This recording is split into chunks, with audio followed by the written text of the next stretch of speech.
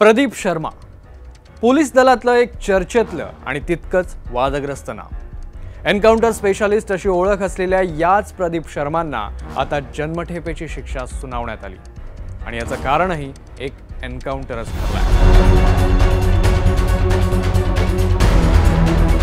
तो एन्काउंटर कुणाचा होता, का झाली प्रदीप शर्मांना जन्मठेपेची शिक्षा, जाणून घेऊयात या व्हिडिओत।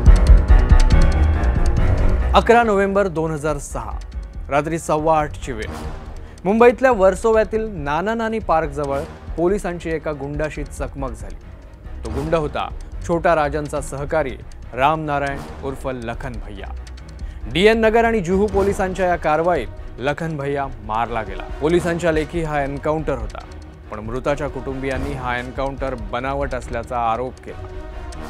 पोलिसांच्या विशेष तपास पथकाने चौकशी केली। चौकशीत पोलिसांचा बनाव उघड झाला आणि तब्बल 22 आरोपींना अटक करण्यात आली। यात प्रदीप शर्मांसह 13 अधिकाऱ्यांना अटक झाली। पुढे 12 मार्च 2013ला सत्र न्यायालयाने यातल्या 21 जणांना चकमकीसाठी दोषी ठरवलं आणि जन्मठेपेची शिक्षा सुनावली। पण या प्रकरणात एन्काउंटर स्पेशालिस्ट प्रदीप शर्मा यांची मात्र निर्दोष मुक्तता झाली। या निकालाविरोधात हायकोर्टात याचिका दाखल करण्यात आली आणि तब्बल 11 वर्षांनी हायकोर्टाने निकाल दिला। सलग 6 महिने सुरू असलेल्या सुनावणीनंतर प्रदीप शर्मा यांना जन्मठेपेची शिक्षा सुनावण्यात आली आहे आणि येत्या 3 आठवड्यात त्यांना आत्मसमर्पण करण्याचे आदेश देण्यात आले आहेत। प्रदीप शर्मा 1983 साली पोलीस दलात दाखल झाले होते। त्यांची आजवरची कारकीर्द खूपच वादग्रस्त झाली आहे। अंडरवर्ल्ड डॉन दाऊद इब्राहिमशी असलेल्या संबंधाच्या संशयावरून आणि लखन भैया फेक एन्काउंटरमुळे 2008 मध्ये त्यांना निलंबित करण्यात आले।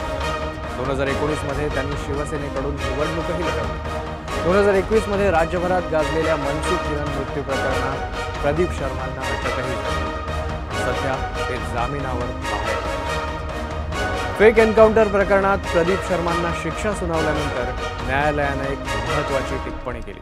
ती अशी होती की कायद्याच्या रक्षकांनी वर्दीमध्ये असताना आरोपींसारखं वागणं हे मान्य केलं जाऊ शकत नाही।